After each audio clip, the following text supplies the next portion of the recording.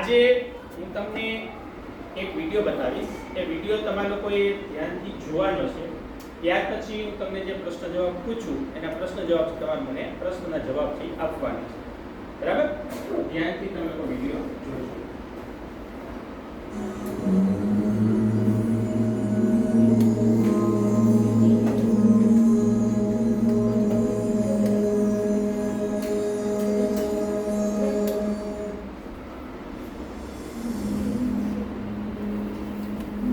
हिंदू धर्म में हमेशा से ही गाय को एक पवित्र पशु माना गया है।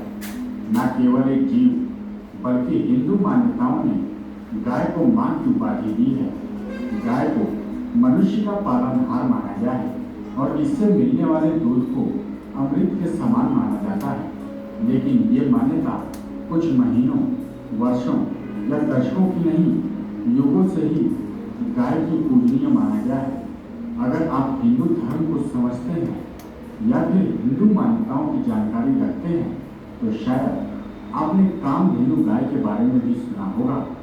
हिंदू धर्म के अनेक धार्मिक ग्रंथों में कामधेनु गाय का जिक्र किया गया है और कहते हैं कि कामधेनु गाय में दैवीय शक्तियाँ थी जिसके बल पर वो अपने भक्तों की हर मनोकामना पूरी करती थी। ये गाय जिसके भी पास होती थी उसे हर तरह से चमत्कारिक लाभ होता था, लेकिन इस गाय के दर्शन मात्र से भी मनुष्य के हर कार्य सफल हो जाते थे। दैवीय शक्तियाँ प्राप्त कर चुकी कामधेनु गाय का दूध भी अमृत एवं चमत्कारी शक्तियों से भरपूर माना जाता था और यही कारण है कि कामधेनु गाय को मात्र एक पशु मानने की बजाय माता की उपाधि दी गई है। एक ऐसी माँ जो अपने बच्चों की हर इच्छा पूरी करती है, उन्हें पेट भरने के लिए आहार देती है और उनका पालन पोषण करती है। लेकिन क्या आप जानते हैं कि कामधेनु गाय की उत्पत्ति कहाँ से हुई? एक पौराणिक कथा के अनुसार समुद्र मंथन के समय देवता और दैत्यों को समुद्र में से कई वस्तुएं प्राप्त हुई, जैसे कि मूल्यवान रत्न, अप्सराएं, शंख, पवित्र वृक्ष, चंद्रमा, पवित्र अमृत, कुछ अन्य देवी देवता और हलाहल नामक अत्यंत घातक विष भी। इसी समुद्र मंथन के दौरान क्षीर सागर से कामधेनु गाय की उत्पत्ति भी हुई थी। पुराणों में कामधेनु गाय को नंदा, सुनंदा, सुरभि, सुशीला और सुमन भी कहा गया है। कामधेनु गाय से संबंधित पुराणों में कई सारी कथाएं प्रचलित हैं। कृष्ण कथा में अंकित सभी पात्र किसी न किसी कारणवश शापग्रस्त होकर जन्मे थे। कश्यप ने वरुण से कामधेनु मांगी थी, लेकिन बाद में उनको नहीं लौटाई, इसलिए वरुण के शाप से वो कुवाले हुए। कामधेनु गाय से संबंधित एक और कथा विष्णु के मानव रूपी अवतार भगवान परशुराम से जुड़ी है, जिसके अनुसार एक बार सहस्त्रार्जुन अपनी पूरी सेना के साथ जंगलों को पार करता हुआ जमदग्नि ऋषि यानी कि भगवान परशुराम के पिता के आश्रम में विश्राम करने के लिए पहुंच गया। महर्षि ने राजा को अपने आश्रम का मेहमान समझकर स्वागत सत्कार किया और उन्हें आसरा दिया। उन्होंने सहस्त्रार्जुन की सेवा में किसी भी प्रकार की कोई कसर नहीं छोड़ी। ये बात तब की है जब ऋषि जमदग्नि के बाद देवराज इंद्र से प्राप्त दिव्य गुणों वाली कामधेनु नाम की अद्भुत गाय थी। राजा नहीं जानते थे कि ये गाय कोई साधारण पशु नहीं बल्कि दैवीय गुणों वाली कामधेनु गाय है। लेकिन कुछ समय के पश्चात जब राजा ने गाय के चमत्कार को देखे तो वो दंग रह गए। महर्षि का आश्रम काफी साधारण था, न अधिक सुविधाएं थी और न ही काम में हाथ बटाने लायक कोई सेवक। लेकिन महर्षि ने कामधेनु गाय की मदद से कुछ ही पलों में देखते ही देखते राजा और उनकी पूरी सेना के लिए भोजन का प्रबंध कर दिया। कामधेनु के ऐसे विलक्षण गुणों को देखकर सहस्त्रार्जुन को ऋषि के आगे अपना राजसी सुख कम लगने लगा। अब उनके मन में महर्षि से उस गाय को ले जाने की तरकीब भी बनने लगी। लेकिन सबसे पहले राजा ने सीधे ही ऋषि जमदग्नि से कामधेनु को मांगा। लेकिन जब ऋषि जमदग्नि ने कामधेनु को आश्रम के प्रबंधन और जीवन के भरण पोषण का एकमात्र जरिया बताकर उसे देने से इनकार कर दिया, तो राजा ने बुराई का मार्ग चुनना सही समझा और राजा ने गुस्सा होकर ऋषि जमदग्नि के आश्रम को उजाड़ दिया। सब तहस नहस हो गया। लेकिन ये सब करने के बाद जैसे ही राजा सहस्त्रार्जुन अपने साथ कामधेनु को ले जाने लगे, तभी वो गाय उसके हाथों से छूटकर स्वर्ग की ओर चली गई और आखिरकार दुष्ट राजा को वो गाय नसीब नहीं हुई। लेकिन वहीं दूसरी ओर महर्षि जमदग्नि दोहरे नुकसान को झेल रहे थे। एक ओर वो अपनी कामधेनु गाय को खो चुके थे और दूसरी ओर आश्रम भी नहीं रहा था उनके पास। कुछ समय के पश्चात महर्षि के पुत्र भगवान परशुराम आश्रम लौटे और जब उन्होंने ये दृश्य देखा तो हैरान रह गए। इस हालात का कारण पूछने पर उनकी माता रेणुका ने उन्हें सारी बातें विस्तार पूर्वक बताई। परशुराम माता के अपमान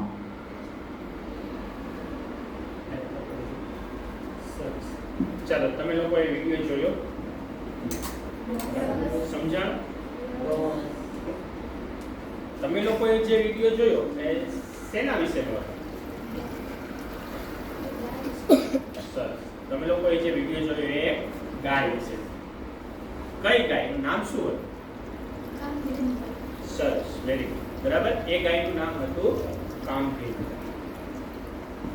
આપણી આસપાસ પણ ઘણી બધી ગાયો જોવા મળે છે અને તમે લોકોએ જે વિડીયામાં જોયું એ પણ એક ગાય હતી જેનું નામ હતું કામધેનુ.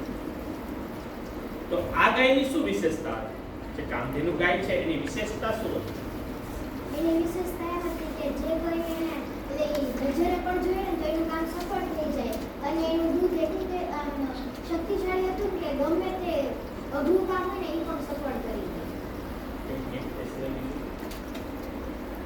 એનું દૂધ અમૃત સમાન. એ પવિત્ર એટલી હતી ને કે તેને કે બધી ગાય કરતા અલગ હતી કે જેની પાસે હોય તેનું કામ બધું સફળ હતું. તેનામાં દિવ્યતા હતી. બરાબર, સરસ. તમારા બધા લોકોનો જવાબ સાચો છે. બરાબર કે આ એક કામધેનુ ગાય છે. વિરેને કીધું એમ કે એ ગાય બધા લોકોની ઈચ્છા પૂરી કરનાર.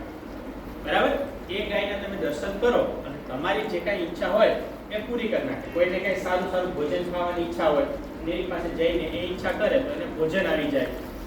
બરાબર, તો તમારી જે કાંઈ ઈચ્છા હોય એ ઈચ્છા પૂરી કરનારી ગાય એટલે એને કહેવામાં આવી છે કામધેનુ ગાય. અને આ એક કામધેનુ ગાય છે એ આપણા ઇતિહાસની અંદર ભૂતકાળની અંદર રિયલમાં થઈ ગઈ છે. તમે બધા લોકો સમુદ્ર મંથનથી પરિચિત છો, બરાબર? ખ્યાલ છે ને સમુદ્ર મંથન શું? જ્યારે દેવો અને દાનવોએ સમુદ્ર મંથન કર્યું હતું ત્યારે હીરા, મોતી, જવેરાત, પછી ઝેર નીકળ્યું હતું, અમૃત નીકળ્યું હતું, એ બધું છે. સાથે સાથે આ એક કામધેનુ ગાય છે એ પણ સમુદ્ર મંથનમાંથી નીકળી અને એ આપણા દેવતાઓ લઈ ગયા હતા. બરાબર, અને ત્યાર પછી એને ઋષિઓને ભેટમાં આપી દીધી. એટલે આ ગાય છે એ એક પવિત્ર ગાય છે અને દરેક ગાયની માતા છે અને ત્યાંથી આપણે લોકો ગાયને પવિત્ર એક માતા તરીકે પૂજીએ છીએ. બરાબર, તો અહીંયા આ કામધેનુ ગાય એટલે એનો અર્થ એવો કરવામાં આવે છે કે ઈચ્છા પૂરી કરનાર ગાય. તમારી જે કઈ ઈચ્છા હોય એ પૂરી કરનારી ગાય. તો આજે એક એવો સરસ મજાનો પાઠ ભણવાનો છે કે એક ગાય છે. બરાબર, પરંતુ એ ગાય છે એ પાઠની અંદર કેવી રીતે ઈચ્છા પૂરી કરે છે, શું કરે છે, એ આપણે લોકો હમણાં પાઠની અંદર જોશું. બરાબર, તો તમે લોકોએ જે પ્રકારનો વિડિયો જોયો એ મુજબનો જ આપણે આજે પાઠ ભણવાનો છે. બરાબર, જેનો ચેપ્ટર નંબર છે 3 અને પેજ નંબર છે 12. ટાઇટલ છે અમારી કામધેનુ.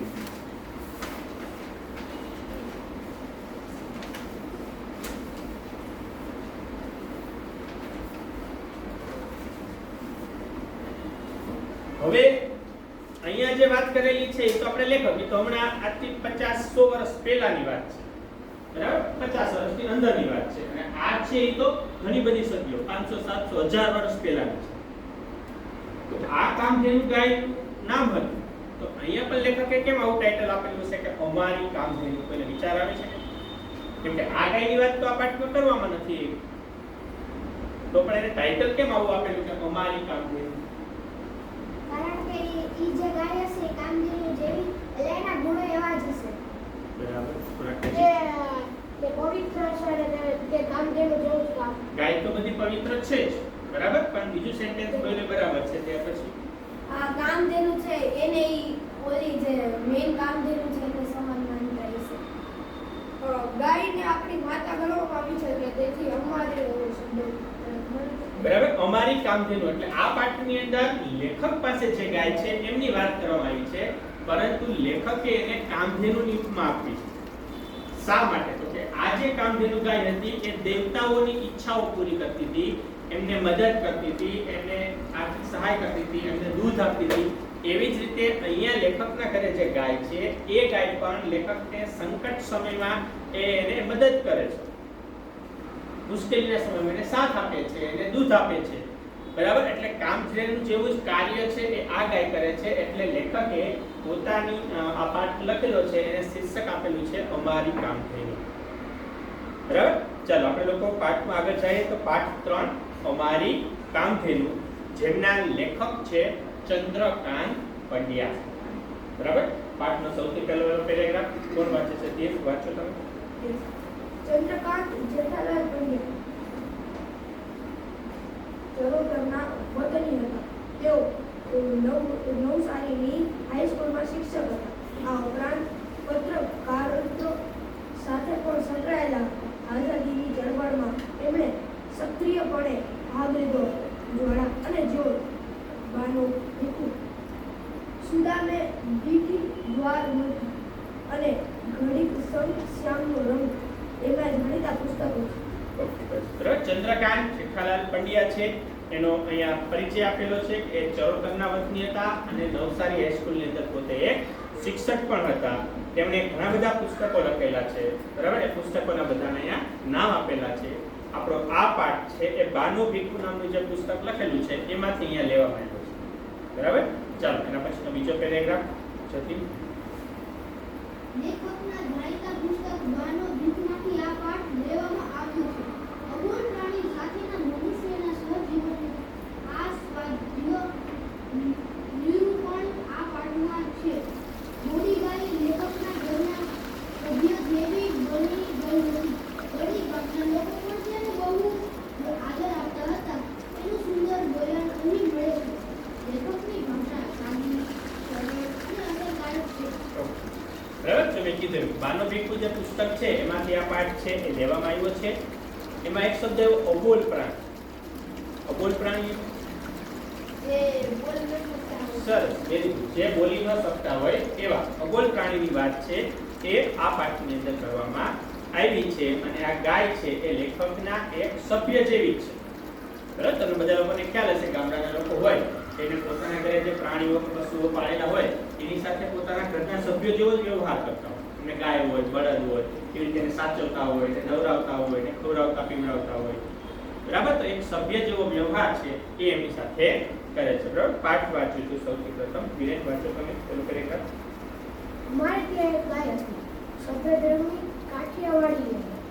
ટકે 8 શેર દૂધ આપતી. એને શિંગડા નહોતા એટલે ઘરમાં સૌએ એનું નામ બોડી પાડેલું. બોડી ગાય ઘણી ઊંચી ઓલાદની, કદમાં નાની અને દેખાવ સુંદર. અમારા કુટુંબની એ કામધેનુ હતી. ગમે ત્યારે દૂધની જરૂર પડે વેળા તો વેળાએ થોડું ઘાસ કે ચંદી ખવડાવો એટલે દોડવા દે. બીજી ગાયને દોડતી વખતે પગ બાંધવા પડે, નહીં તો લાત મળે. બોડી ગાય તો એટલી ગરીબડા સ્વભાવની કે નાનું છોકરું આંચળમાં હાથ નાખી ખેંચે ને દૂધની શેર કાઢે. કોઈ કશું જ ન હોય. ઘરના સૌને એ ઓળખે. પાડકના ને એ બહુ છૂટ ન લેવાનું. પગ ઊંચો કરી દૂર ખસી જાય. ઓકે, બસ. બરાબર. અમારે ત્યાં એક ગાય હતી. એટલે અમારે એટલે કોણ? આપણા લેખકની વાત છે, બરાબર. લેખક પોતે લખે છે કે અમારે ત્યાં એક ગાય હતી, બરાબર. ગાય શબ્દનો સમાનાર્થી શબ્દ કોઈ મને કહેશે? બળદ. ગાય.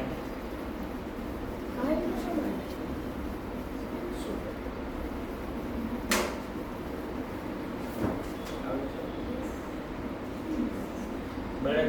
એવું જ થાય. એનું gender. બરાબર, હું સમાનાર્થી શબ્દ ત્યારે કહેતો જાઉં છું, પછી છેલ્લે હું તમને લોકોને કહીશ તમારે લખવા આવું જોશે. બરાબર, ગાયનો સમાનાર્થી શબ્દ થાય છે ધેનુ. એનો બીજો સમાનાર્થી શબ્દ થાય છે સુરભી. બરાબર, સુરભી આપણે રાજકોટની અંદર નવરાત્રી થાય છે સુરભી ક્લબ. બરાબર, તો એ સુરભી, ધેનુ અને ગાય આ એના સમાનાર્થી શબ્દો છે. તો અમારે ત્યાં એક ગાય હતી, સફેદ રંગની કાઠિયાવાડી એક ગાય. બરાબર, સફેદ રંગ, સફેદનો સમાનાર્થી શબ્દ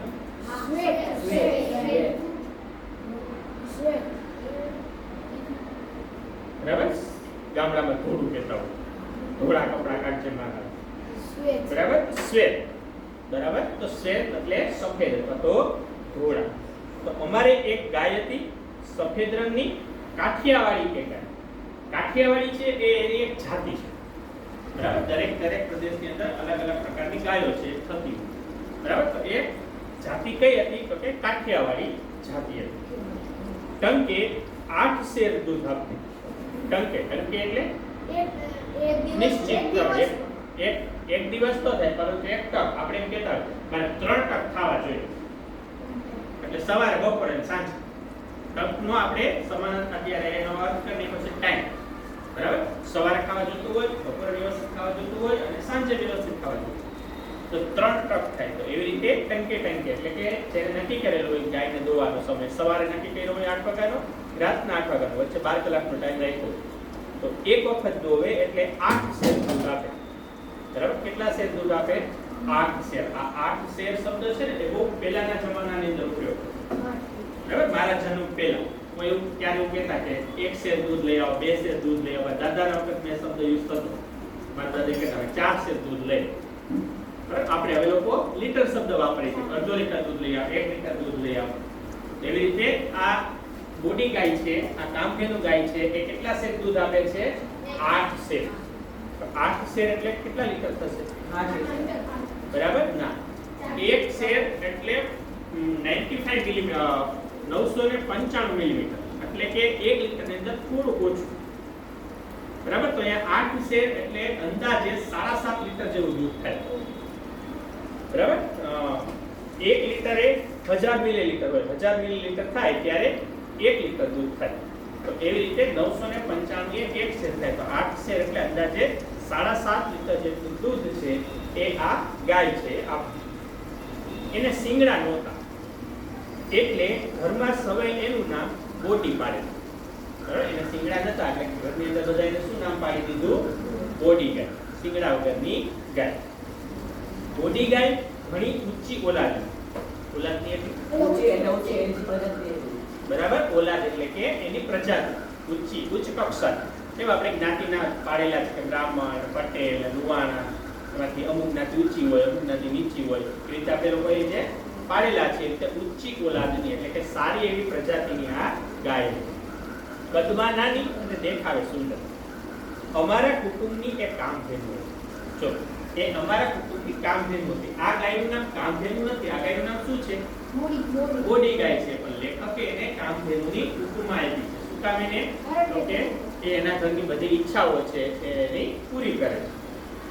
ગમે ત્યારે દૂધની જરૂર પડે, વેળા કવેળાએ થોડું ઘાસ કે ચંડી ખવડાવો એટલે દોવા દે. બરાબર, આની ગાય અલગ પ્રકારની હતી. જ્યારે દૂધની જરૂર પડે ત્યારે એને દોઈ લેવા. બરાબર, વેળા કવેળા. કવેળા એટલે વેળા એટલે શું? તો કે સમય. અને કવેળા એટલે અયોગ્ય સમય, ગમે ત્યારે. બરાબર, બાકી મોટા ભાગે આપણે લોકોએ નક્કી કરેલું હોય કે ગાયને સવારે દોવાય, સવારે દોવો તો જ તમને લોકોને દૂધ આપે. બરાબર, ગામડાના જે લોકો રહેતા હોય એને ખ્યાલ હશે કે સવારે દોવે તો જ દૂધ આપે, પછી દૂધ ન આવે. આને યોગ્ય સમય દોવો કે અયોગ્ય સમય દોવો, ગમે ત્યારે દોવો, તમને લોકોને દૂધ છે એ આપે. એને દૂધ લેવું હોય તો શું કરવાનું? ઘાસ કે ચંડી ખવડાવવું. ચંડી એટલે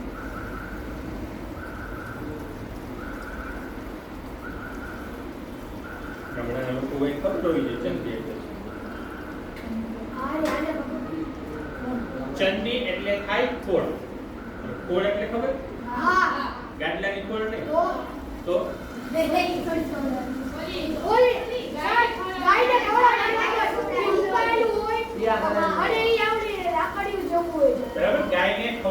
માટેનું એક વસ્તુ જેને આપણે લોકો કહીએ છીએ ખોળ. એ શું હોય? તો તમે બધા લોકોએ એરંડો જોયો હશે. તેલીબિયા બધા બરાબર, માંડવી છે, એરંડિયો છે. તો આ બધામાંથી છે ને તેલ કાઢી લેવામાં આવે. એ આપણે લોકો વાપરીએ છીએ બરાબર. એરંડિયાનું તેલ છે, માથામાં નાખવા તમને લોકોને વાપરીએ છીએ. ઘણા લોકો ક્યાંક બીજે વાપરતા હોય, ઘઉંમાં દેવા માટે વાપરીએ છીએ. પછી હવે એ એરંડિયામાંથી તેલ નીકળી ગયું, ત્યાર પછી એ જે ઊંચો વધ્યો ને એક ઊંચાનો ખોળ બનાવી નાખે સૂકી. અને પછી એ કોને ખાવા માટે વાપરવામાં આવે? પ્રાણીઓને. હા, કપાસનું હોય તો એ બધાનો ખોળ બનાવવામાં આવે અને એની અંદર પ્રોટીનનો ભાગ જે પ્રાણીઓ માટે ખૂબ જ સારું, ફાયદાકારક. તમે એને ખોળ ખવડાવો ને તો તમને દૂધ વધારે આવે. પણ અત્યારે માર્કેટમાં તમે લોકો ખોળ લેવા જાવ એટલે એના પૈસા વધારે થતા એટલે આપણે લોકો ખોળ છે લેતા નથી અને એને લીલું ઘાસ ખવડાવે છે બરાબર. એટલે અહીંયા ચંદી ખવડાવો એટલે કે ખોળ બરાબર. થોડોક તમે એને ખોળ ખવડાવો એટલે તમને દૂધ છે એ આપે.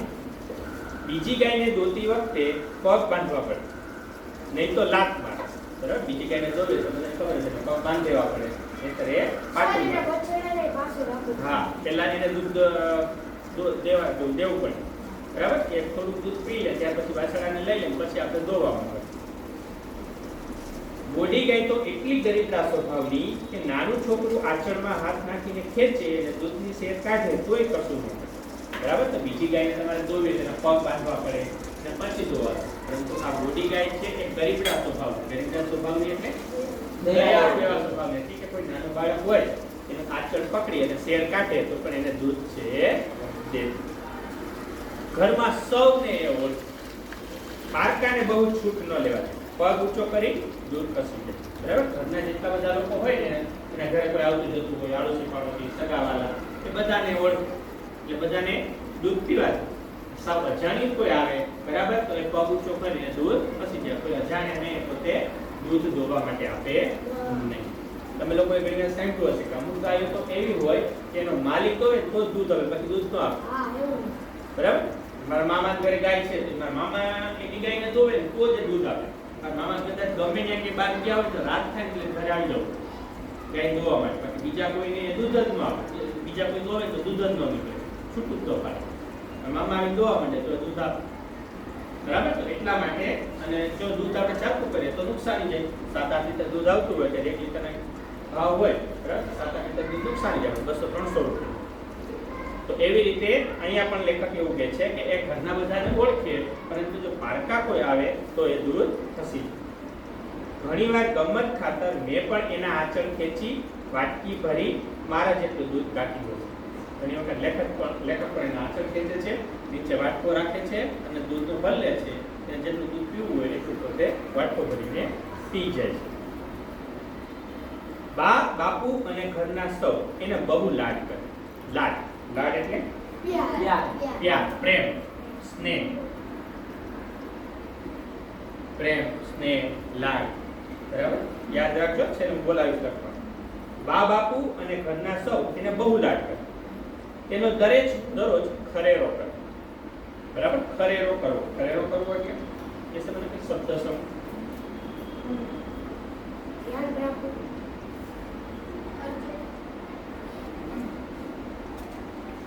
ખરેરો કરવો યાદ રાખો.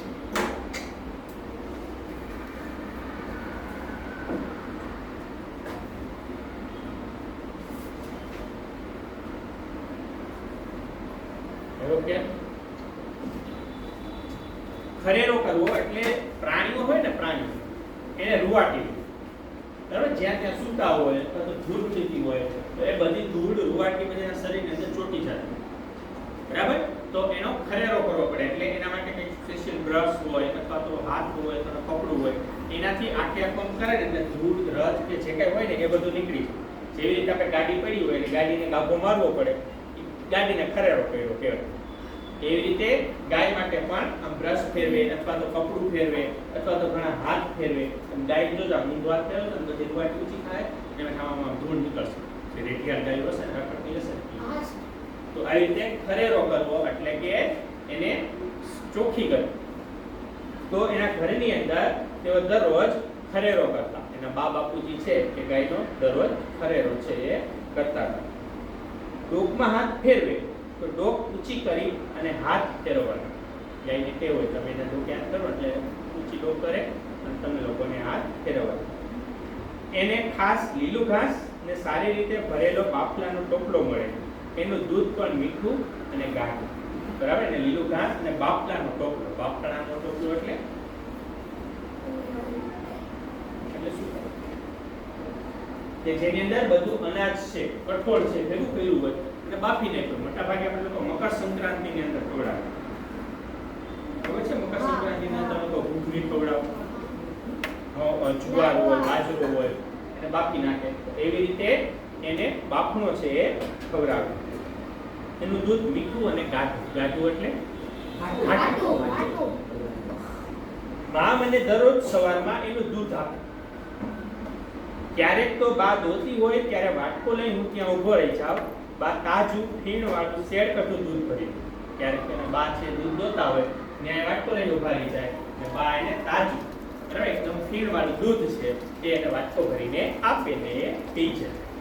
તે હું ગટગટાવી જાઉં. ગટગટાવી જાઉં એટલે પી જાઉં. ગામના લોકો પણ ગાય માતાને બહુ માન આપે. ગોવાળામાં જાય ત્યારે શ્રદ્ધાળુ લોકો તેને માથે હાથ મૂકી આસકાવે. બરાબર? ગોવાળ એટલે ગાયને જ્યારે બધા લોકો ગોવાળ લઈ જાય છે બરાબર ચરવા માટે ત્યારે પણ એના માથે હાથ મૂકી અને આસકાવે. આસકા એટલે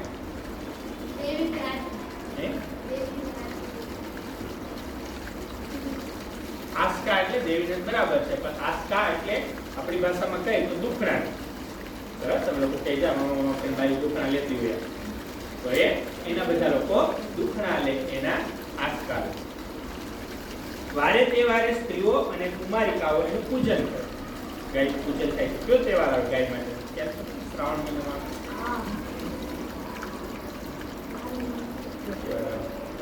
બોળચોથ. બરાબર? બોળચોથ છે એ ગાય માટેનો તહેવાર છે. તો કુમારિકાઓ એનું પૂજન કરે. સંક્રાંતિના દિવસે લોકો એને ઘૂઘરી ખવડાવે. મકર સંક્રાંતિના દિવસે લોકો ઘૂઘરી ખવડાવે. બધા ક્યારે જુવાર ને બાજરાનો ભેગું કરીને બાફીને એને ખવડાવે. આમ બોડી ગાય ગામ આખાની લાડકી. બરાબર? આમ બોડી ગાય છે એ આખા ગામની લાડકી નથી. એટલે કે લેખકને એના ઘરના સભ્યો છે તેને પ્રેમ કરે જ છે, પણ એના ગામના લોકો છે એ પણ આ બોડી ગાયને એકદમ પ્રેમ કરે છે. બરાબર? ચાલો હવે હું બે પ્રશ્ન લખું છું બોર્ડ ઉપર. બરાબર?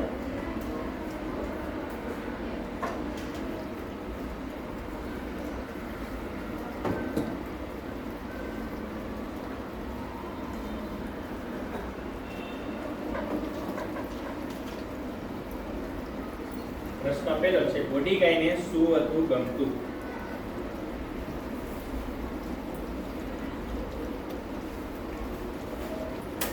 ત્યાર પછીનું બોડી ગાય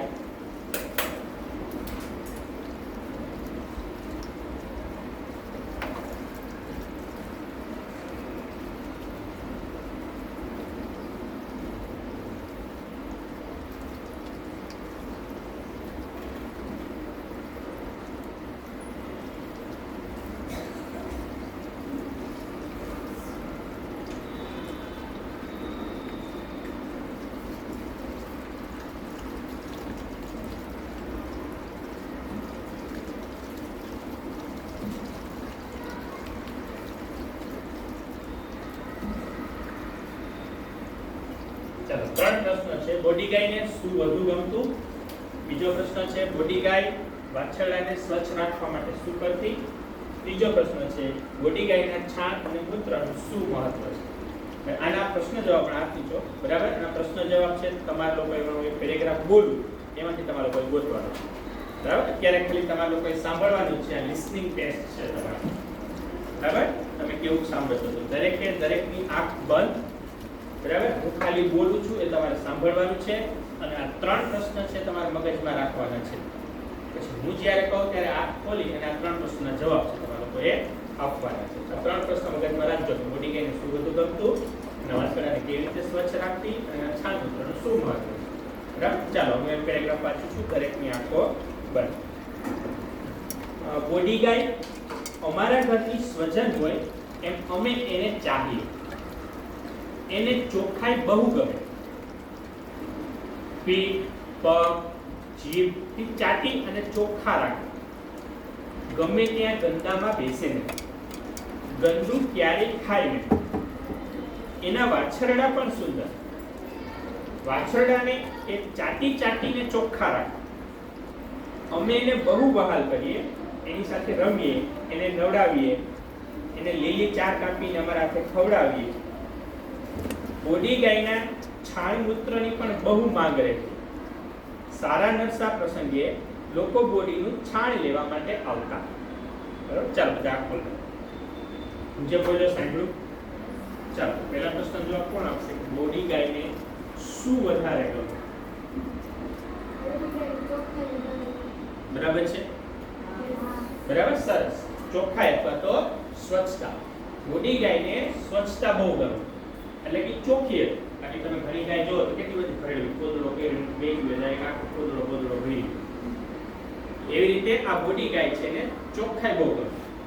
ચાલો બીજો પ્રશ્ન, બોડી ગાય વાછરડાને સ્વચ્છ રાખવા માટે શું કરતી હતી? વિનય.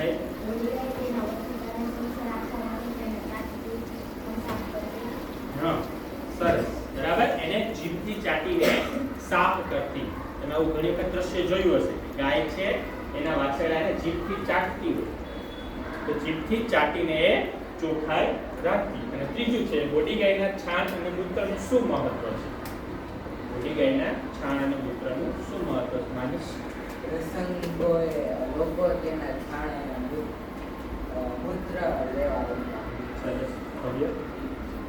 પ્રસંગે લેવા આવતા છાણ. સારા નરસા પ્રસંગે લોકો બોડી ગાયનું છાણ હા, જતી. સારા અને ન સારા પ્રસંગે બોડી ગાયના છાણ અને મૂત્ર લેવા આવતા. સરસ, બરાબર. સારા અને નરસા પ્રસંગોએ બોડી ગાયનું છાણ અને મૂત્ર લેવા માટે આવતા. સારા અને નરસા પ્રસંગ એટલે કેવા પ્રસંગ? સારામાં કેવું આવે, નરસામાં કેવા પ્રસંગો આવે? સારામાં જેમ કે કોઈના લગ્ન હોય, કોઈકે બાળક આવ્યું હોય ને એવું બધું હોય. અને નરસામાં કોઈ એક્સપાયર થઈ ગયું હોય એવું. બરાબર. હવે સારા પ્રસંગ એટલે કોઈના ઘરે લગ્ન પ્રસંગ હોય, હવન હોય, બરાબર, હવનનો પણ છાણ જોતું હોય, તો એવા કંઈક સારા પ્રસંગો હોય. અને નરસા એટલે કોઈ પણ માણસ મૃત્યુ પામ્યું હોય, એનું 12મું હોય, એની વર્ષી હોય, 5મ હોય, આ બધા નરસા પ્રસંગો કહેવાય. તો સારા અને નરસા પ્રસંગોએ લોકો છે એ છાણ અને મૂત્ર લેવા માટે આવતા. ચાલો એના પછીનો પેરેગ્રાફ છે, કોણ વાંચે છે? બોડીનો ઉભે. બોડીનો ઉભેલ સવા વર્ષે વ્યાય એટલે તો વર્ષ પહેલો બહુ મોટો. વાછરડા મોટા થાય એટલે બાપુને તેના બળદ તરીકે કામ આવે. આજે પણ બોડી ગાયની બીજી પેઢી હયાત છે. જેની પૌત્રી રંગલી ગાય આજે ધરમપુરમાં ઘણા કુટુંબમાં બાપુની સ્મૃતિ રૂપે જાણીતી છે. આજે પણ ધરમપુરમાં ઘણો રમી લે છે. ઘણી લાલચ આપી બોલાવે છે, અને હાથ ફેરવે છે, અને માટે નિયમિત કંઈને કંઈ ખાવાનું રાખી મૂકે છે. અને રંગલી દરરોજ અમુક ઘરની નિયમિત મુલાકાત લે છે. ચાલો, બોડીનો ઉભેલ સવા વર્ષ. ઉભેલ શબ્દ કદાચ તમારા માટે ન હોય. ઉભેલ એટલે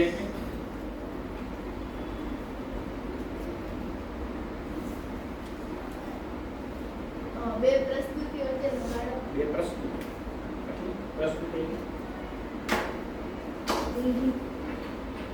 બે પ્રસ્તુતિ વચ્ચેનો ગાળો એટલે કે પ્રેગ્નન્સીનો સમય.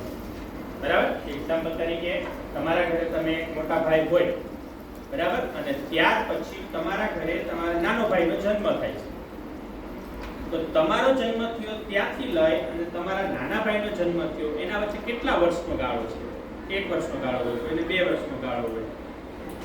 બરાબર. આ જે સમયગાળો છે એને કહેવાય ઉભેલ, એટલે કે બે પ્રસૂતિ વચ્ચેનો સમય. આપણે મોસ્ટ ઓફ 9 મહિના હોય, એક બાળકનો જન્મ થઈ જાય પછી તમારા નાના ભાઈ વચ્ચે કમસે કમ 1 વર્ષનું અંતર તો હશે જ. કોઈનો ભાઈ એવો નહીં મારો ભાઈ 6 મહિનાનો નાનો છે, કેમ કે 9 મહિના છે પ્રસૂતિનો સમય છે. તો એને કહેવામાં આવે છે ઉભેલ. તો અહીંયા ગાય છે, એ ગાયને 2 બચ્ચા આવ્યા હોય તો 2 બચ્ચા વચ્ચેનો સમય કેટલો હોય? સવા વર્ષ. કેટલો કીધો છે અહીંયા? સવા વર્ષ. એટલે સવા વર્ષ એનો ઉભેલ છે ને એ સવા વર્ષે વીએ, એટલે કે સવા વર્ષનો ગાળો છે એ થાય. એટલે એનો વંશ વેલો બહુ મોટો. વાછરડા મોટા થાય એટલે બાપુને ખેતીના બળદ તરીકે કામ આપે. બરાબર, એના બળદો એના વાછરડા મોટા થાય એટલે બળદ તરીકે કામ લેતા હોય. આજે પણ બોડી ગાયની બીજી પેઢી હયાત છે. હયાત એટલે હાજર છે, જીવિત છે. બરાબર, એની બીજી પેઢી એટલે કે બોડી ગાય હાજર હશે જ્યારે આ પાઠ લખાય છે ત્યારે નહીં. એટલા માટે અહીંયા કીધું છે કે આજે એની બીજી પેઢી હયાત છે. એની પૌત્રી રમલી ગાય આજે ધરમપુરમાં ઘણા કુટુંબમાં બાપુની સ્મૃતિ રૂપે જાણીતી છે. બરાબર, આજે એની પૌત્રી રમલી ગાય, પૌત્રી એટલે એના દીકરાની એના દીકરાની દીકરી એ રમલી, એનું નામ શું પાડ્યું છે એને? રમલી ગાય. એ પણ આજે અહીંયા હયાત છે. બરાબર, ચાલો આજે આપણે પાઠ છે અહીંયા સુધી ચાલુ રાખજો. પ્રશ્ન જવાબ પૂછું છું સ્કિલ બેઝ. બરાબર, તમે લોકો કેટલું સમજ્યા છો આપણે લોકોએ જોઈએ કે કોમ્પ્રિહેન્શન પ્રકારનો પ્રશ્ન છે તો કે લેખક શા માટે બોડી ગાયને તેમના કુટુંબની કામધેનુ કહે છે? આ પ્રશ્ન મેં સૌપ્રથમ પહેલા જ કર્યો હતો કે આપણે જે આ વિડીયોમાં જોયું એ કામધેનુ અને લેખકની ગાયનું નામ બોડી. તેમ છતાં પણ લેખક પોતાની ગાયને શા માટે કામધેનુ તરીકે માને છે? ઈ બહુ સ્વચ્છ રહેવું એને ગમતું એટલે ઈ બહુ પવિત્ર હતી. પછી એનું દૂધ એ કે બહુ નિર્મળ હતું. પછી પોતાના કુટુંબીજનોને ઓળખી જતી એટલી ઇન્ટેલિજન્ટ હતી અને પારકા માણસોને દૂધ દોહી હતી. પ્રોપર આન્સર નથી, થોડો વધારે જો કોઈ સક્ષમ અત્યારે ગમે ત્યારે દૂધની જરૂર પડે ત્યારે તેને દેવી કામધેનુ છે તે બીજાની ઈચ્છા પૂરી કરનાર અને ગાય પણ તેમ જ કે જ્યારે લેખકને દૂધની જરૂર પડે તો ત્યારે તેને દૂધ. સરસ, વેરી ગુડ. બરાબર, આ કામધેનુ ગાય છે કેવી હતી? ઈચ્છા પૂરી કરનાર ગાય. તો અહીંયા પણ લેખકને જ્યારે જરૂર પડતી હોય દૂધની અથવા તો કોઈ પણ ત્યારે આ બોડી ગાય છે એને ઈચ્છા છે પૂરી કરતી અને આર્થિક રીતે મદદ કરતી. એટલા માટે લેખક છે એ પોતાની ગાયને કામધેનુ માં આપે છે. ચાલો, ત્યાર પછીનો પ્રશ્ન છે એપ્લિકેશન. જો બોડી ગાય બોલી શકતી હોય તો તેના માલિકો વિશે શું કહેતી હોય? કદાચ બોલી શકતી હોય તો શું કહેતી એના માલિક વિશે? ઈ મારું બહુ ધ્યાન રાખે છે અને મારી ઉપર ખોરું ઓછું કરે. ઈ કરે છે ખરેરો કરે છે. પછી મને બાફેલું ખવડાવે છે. મારી પૂજા થાય છે. બધા ગામના લોકો મને માન આપે છે. બરાબર, આવું બધું એ કહેતું હોય કે ખૂબ જ મને સ્વચ્છતા રાખે છે, મારું ધ્યાન રાખે છે, મારો માલિક છે મને ખવડાવે છે. પછી તેના માલિકના વખાણ પણ કરે અને જે પોતાને સ્વચ્છતા કે એવું બધું જોતું હોય તો એના માટે પણ વિનંતી. ચાલો, ત્યાર પછી એનાલિસિસ. બોડી ગાયના છાણ અને મૂત્રનો ઉપયોગ ખેતીમાં કેવી રીતે થઈ શકે અને તેનાથી શું ફાયદો છે? ખાતર માટે પાક સારો સરસ, ખાતર માટે સરસ. એ સિવાય તેનાથી બાયોટિક ખાતર બને છે જે આપણે ખેતરમાં નાખીને તો એ ફળદ્રુપ જમીન. બરાબર, આ છાણ અને મૂત્રનો ખાતર તરીકે ઉપયોગ કરી શકે છે. બરાબર, તો એ છાણ અને મૂત્રનો ઉપયોગ છે એ ખાતર તરીકે કરે છે. ચાલો, ઇવેલ્યુશન. જો તમારે આ પાઠનું શીર્ષક બદલવાનું હોય તો તમે શું શીર્ષક આપશો?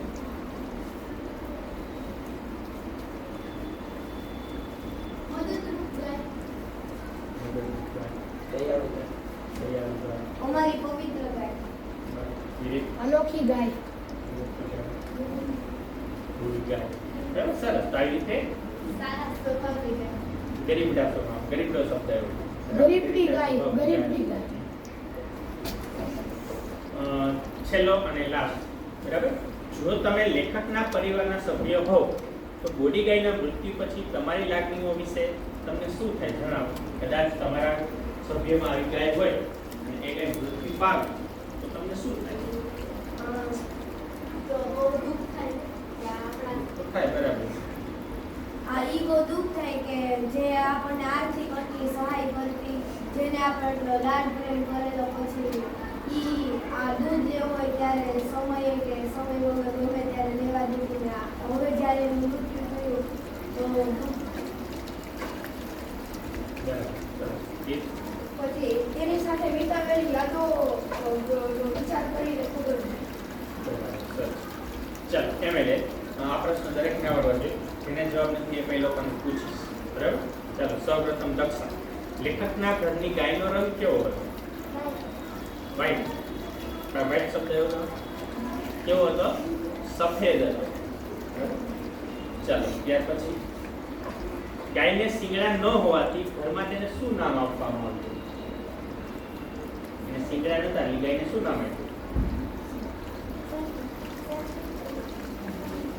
કાંતિ બોડી ગાય. બરાબર. એને શિંગડા નતા એટલે શું નામ આપેલું હતું? એને બોડી ગાય. ચાલો જસ બોડી ગાય દરરોજ કેટલું દૂધ આપતી હતી? કેટલું? 7.5 લીટર. બરાબર. પણ પાઠમાં શું શબ્દ આવ્યો હતો એના માટે? કેટલા શેર? હા સરસ, વેરી ગુડ. બરાબર. કેટલા શેર દૂધ આપતી હતી? એ 8 શેર. ત્યાર પછીનો બોડીનો ઉભેર કેટલા વર્ષે વિયાતો હતો? એનો ગાળો કેટલો હતો? બોડીનો ઉભેર પ્રસૂતિ કાળનો ગાળો 1.25 વર્ષ. કેટલા વર્ષનો હતો? 1.25 વર્ષ. ચાલો HW ની અંદર તમારે લોકો એક પ્રશ્ન લખવાનો છે. પાલતુ પ્રાણીઓ આપણા સાચા મિત્ર. આ વિષય ઉપર તમારે એક નિબંધ લખવાનો છે.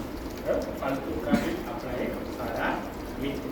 ચાલો અહીંયા સમાનાર્થી શબ્દ લખવા માટે કોણ આવે છે? પહેલું ગાયનો સમાનાર્થી સર સર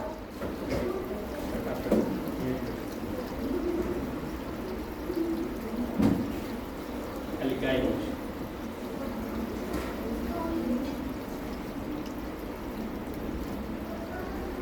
બીજું શું કીધું તમે? અને બે સારું કહું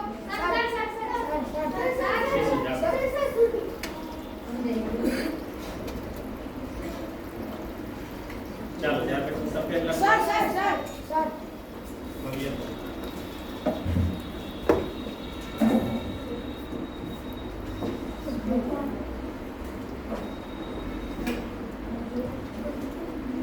સફેદ એટલે શ્વેત.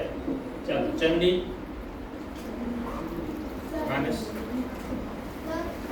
સફેદનો બીજો એક શું થાય? છોડ થોડું થાય છે કે શુક્ર. સર પછી સર પછી હું ચંડી એટલે અળો અળો. સર હું આવું ચાલો વીરે લાલ.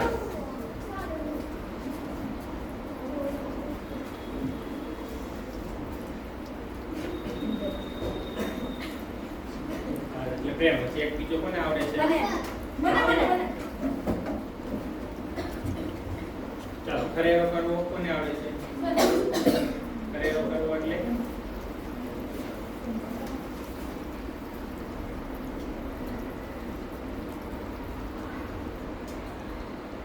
ચાલો જોઈએ.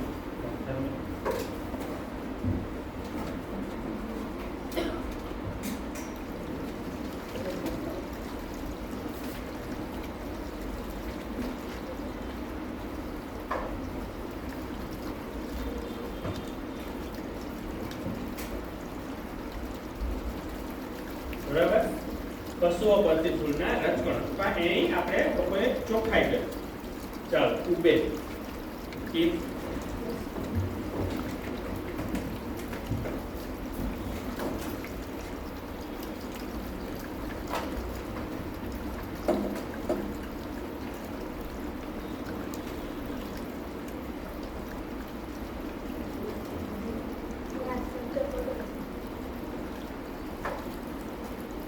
સર આ શબ્દ ખોટો પ્રસૂતિ રે પ્રસૂતિ